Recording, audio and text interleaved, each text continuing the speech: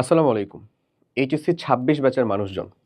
Thumbnail আর টাইটেলটা দুইটাই বেশ ক্লিকবেট ছিল এবং তুমি আশা করি ক্লিক করে ভিডিওটা দেখতেছো যে ৩ মাসে ফুল সিলেবাস।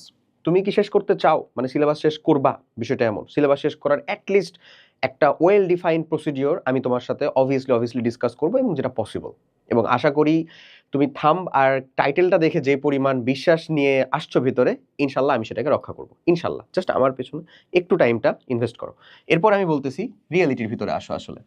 এই রিয়ালিটি চেক দেওয়ার মতন একটা কথা হচ্ছে আসলে সময় আর সিলেবাস কারোর জন্য অপেক্ষা করে না। সিলেবাস তো অনন্তকালের জন্য অপেক্ষা করে। সিলেবাস তো মনে হয় শেষই হইতে চায় না বা যাইতেই চায় না। আর সময়টা কারোর জন্য অপেক্ষা করে না। এটা খালি চলতেই থাকে। তো তুমি যদি চিন্তা করো ভাইয়া ৩ টা মাসের মধ্যে আমি সিলেবাস শেষ করব। ধরে নিলাম আমি ৩ টাই যদি ৩১ এর মাস হয়, মানে ধরো তুমি তাহলে এট লিস্ট 93 ডেইজ পাবা, তাই না? ৩ টাই যদি ৩১ আলা মাস হয়, যেটা আসলে পসিবল না। অবশ্যই তুমি হাইয়েস্ট ২ টা ৩১ আলা মাস পেতে পারো। তাও আমি ধরে নিলাম যে 93 ডেইজ তাও তুমি পাচ্ছ। সো এই 93 ডেজ এর ভিতরে তুমি সেটাকে শেষ করার চিন্তা করতেছো। আমি একটু রিয়েলিটি চেকটা দেই যে আসলে কিভাবে সেটা technically kind of impossible, but সেটাকে আমরা সলভ করব। টেকনিক্যালি কাইন্ড অফ ইম্পসিবল হচ্ছে আমি হায়ার ম্যাথের ফার্স্ট পেপার আছে 10টা চ্যাপ্টার, সেকেন্ড পেপারে 10। ফিজিক্সের ফার্স্ট পেপার আছে 10, সেকেন্ড পেপার আছে 11, মানে 21, ওখানে ছিল 20। কেমিস্ট্রিতে 5 5 10, ওকে, দ্যাটস ভেরি গুড। বায়োলজির ক্ষেত্রে যদি আমি দেখি তাহলে সেখানে আমি পাবো 12 মানে 24টা। সো ইন টোটালে যদি আমি এটাকে জাস্ট সাম করার চেষ্টা করি তাহলে আমার পিসিএমবির ভিতরেই থাকে হচ্ছে কাইন্ড অফ 75টা চ্যাপ্টার। ইবিআই এর কথা ভুলে যাচ্ছ? English 1, English 2, Bangla 1, Bangla 2, ICT, যেখানে মানুষজন সব থেকে বেশি খারাপ রেজাল্ট করে বোর্ডে, ভুলে গেলে চলবে না।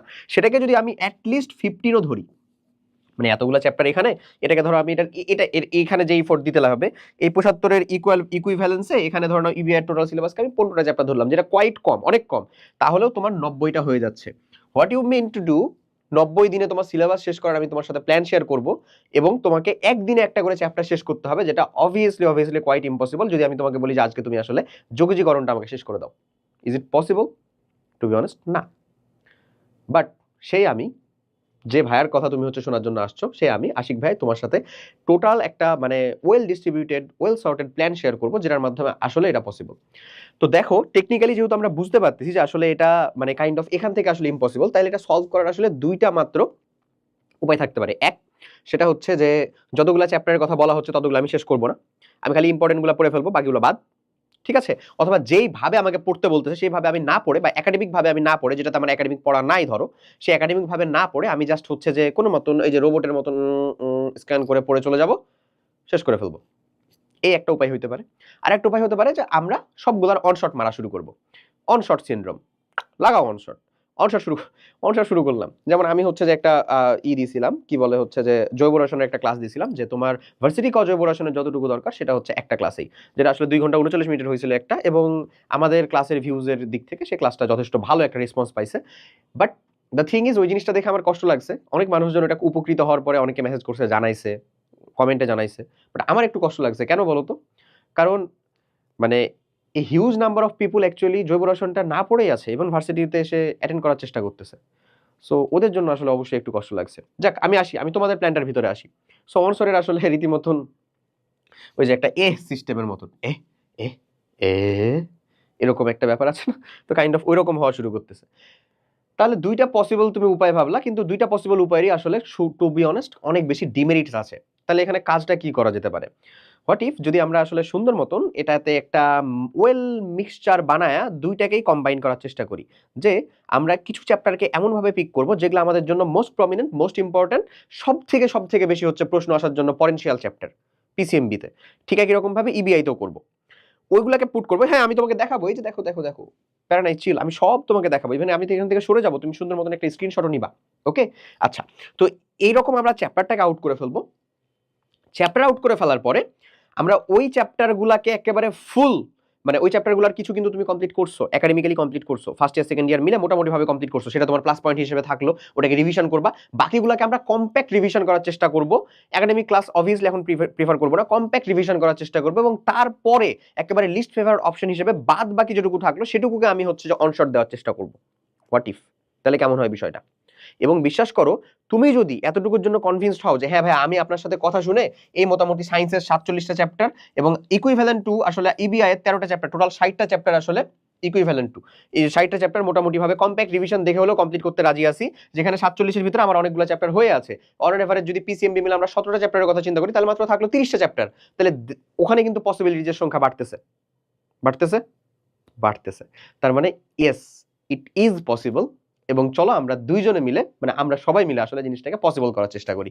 ওকে, সো প্রথমত তুমি যদি এতটুকু কনভিন্স হও করার জন্য, বিশ্বাস করো তুমি বাকি যে চ্যাপ্টারগুলো থাকছে না ওটুকু তো অনশটে যাবে না, তুমি রীতিমতো নিজেই ফিল করতে পারবা ভাই আমার তো উপকার হচ্ছে এখান থেকে। তার মানে অবশ্যই অবশ্যই আমি চেষ্টা করবো কিভাবে কমপ্লিট করার, এখান থেকে কমপ্লিট করার। কোনখান থেকে? এই কম্প্যাক্ট রিভিশন থেকেই, কম্প্যাক্ট রিভিশন ক্লাস থেকেই কমপ্লিট করার। চলো তাহলে দেখা যাক কি কমপ্লিট করতে হবে আমাদেরকে। এই হচ্ছে টোটাল তোমার চ্যাপ্টার লিস্ট। আমি তোমাকে প্রথমত আজকে, যেহেতু আমরা খুব বেশি লং করবো না, প্লাস তোমার টাইমও খুব বেশি ওয়েস্ট করবো না, পিসিএমবির লিস্টটা দিছি। এখানে টোটালে 47টা চ্যাপ্টারের লিস্ট আছে, এবং সেটা শর্ট সিলেবাসে শুধুমাত্র যদি ভাবো তাহলে ভুল, শর্ট সিলেবাসের বাইরেও আছে। যেমন আমি শুধু সিম্পলি তোমাকে কিছু মার্ক করে দেখাই, তাহলে এগুলো শর্ট সিলেবাসের বাইরের।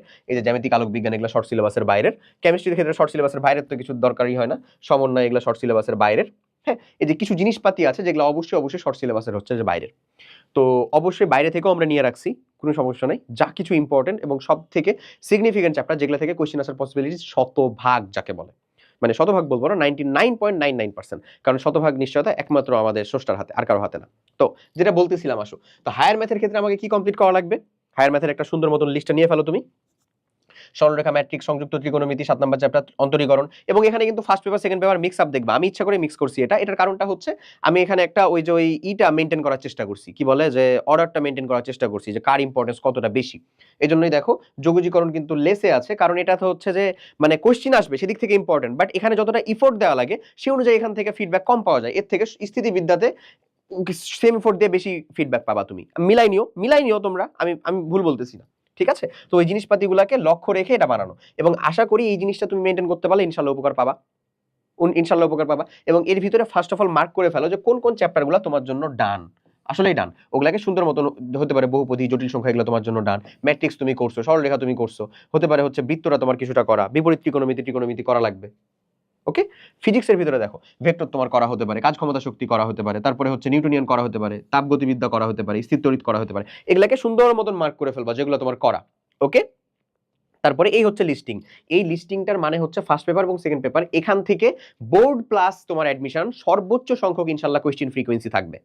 ওকে, সেটার জন্য কিন্তু এই লিস্টিংটা করা, এবং এই লিস্টিংটা থেকে তাহলে আমার আর পড়ে শোনানোর প্রয়োজন নাই, আশা করি বুঝতেই পারতেছো। তাহলে ভেক্টর, কাজ ক্ষমতা শক্তি, তরঙ্গ, নিউটনিয়ান বলবিদ্যা, তাপগতিবিদ্যা, চলতড়িৎ, স্থিরতড়িৎ, আদর্শ গ্যাস, মানে কষ্ট করে করছি তো তাই পড়তে ইচ্ছা করতেছে, দ্যাটস ওয়াই পড়ে শোনাচ্ছি, বেশি সময় নিব না। তাপগতিবিদ্যা, মানে সরি শুধু গতিবিদ্যা, তারপরে হচ্ছে যে আমাদের আদর্শ গ্যাস, তারপরে আসে মহাকর্ষ, জ্যামিতিক আলোক বিজ্ঞান, আধুনিক পদার্থবিজ্ঞান, সেমিকন্ডাক্টর।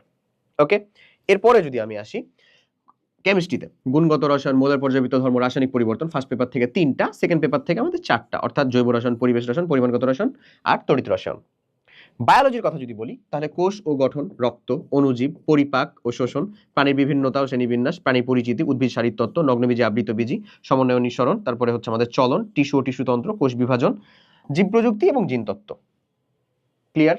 এগুলো হচ্ছে আমাদের প্রিলিমিনারি ফোকাস। আমি ইবিআই এর অংশটা টানি নাই, ওটা করতে গেলে আমার আরো বেশি রিসার্চ করা লাগবে, কজ ইবিআই নিয়ে খুব বেশি ফ্রিকোয়েন্ট আমরা কন্টেন্ট মানে আমি বানাই না আসলে, দ্যাটস ওয়াই। সো যদি তারপরেও চিন্তা করো যে ওটাও দরকার, তাহলে আমি প্রয়োজনে ওই সেগমেন্ট হেডের সাথে কথা বলবো, ওই শাহিদুর ভাইয়ের সাথে দরকার হলে কথা বলবো, দেন ট্রাই করবো হচ্ছে তোমাদের ওটাও প্রোভাইড করে দেওয়ার। ওকে, বাট ইবিআই তুমি নিজেও কিন্তু একটু খাটাখাটনি করলেই পারবা, যেহেতু তোমাকে আমি পিসিএমবি করে দিছি, ইবিআই একটু খাট, সমস্যা কি? না, টাইমই তো ইনভেস্ট করতেছিস, খাট, এমনিতে তো রিলসই দেখতি। এবার ওই জিনিসটা কমপ্লিট করার জন্য তোমার প্রপার রুটিন কি হইতে পারে? রুটিনের আগে আমাকে কিছু জিনিস দরকার, সেটা হচ্ছে সোর্স। তোমাকে কমপ্লিট করতে হবে না, তোমার তো সোর্স দরকার, এই কমপ্লিট করবা তুমি, সোর্স ছাড়া কিভাবে সম্ভব?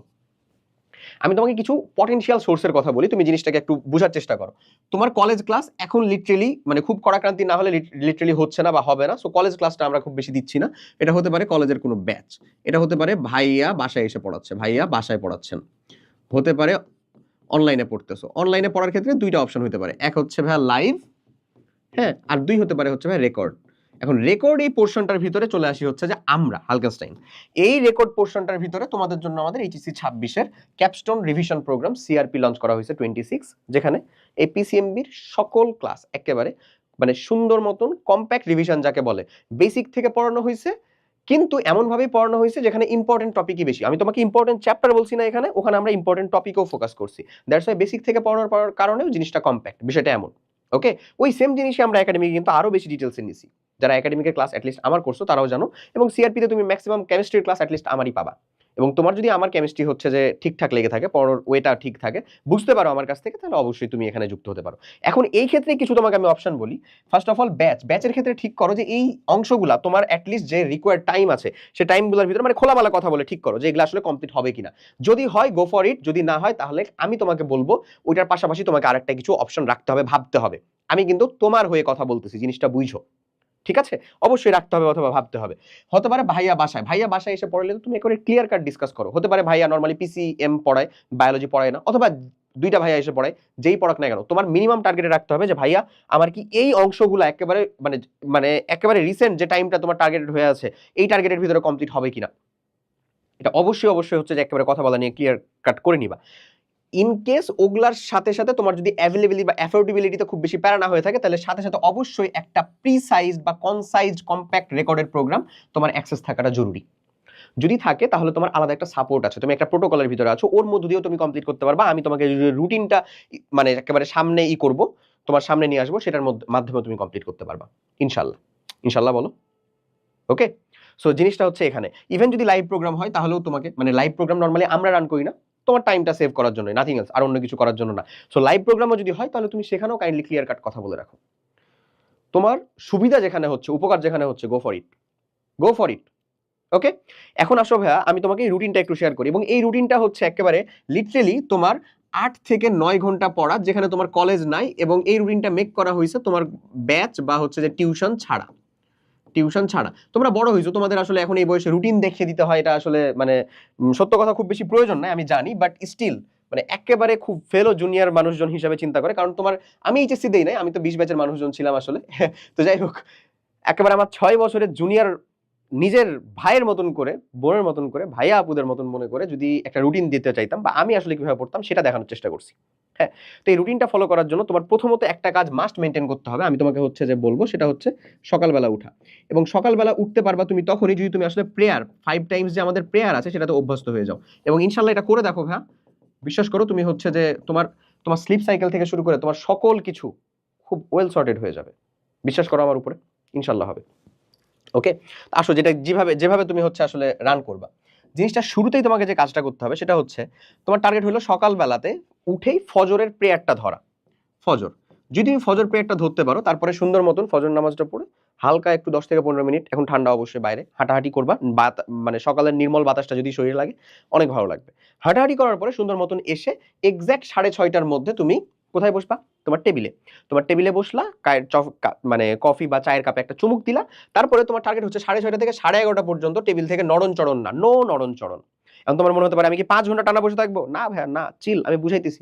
ওই 5 ঘন্টার ভিতরে দেখো আমি টাইম দিছি কত, মাত্র 3 থেকে 4 ঘন্টা তুমি পড়বা সেখানে, বেশি না। আমি প্রচন্ড ফ্লেক্সিবিলিটি রাখছি, আমি বলতেছি তুমি খালি একটু শুনে যাও।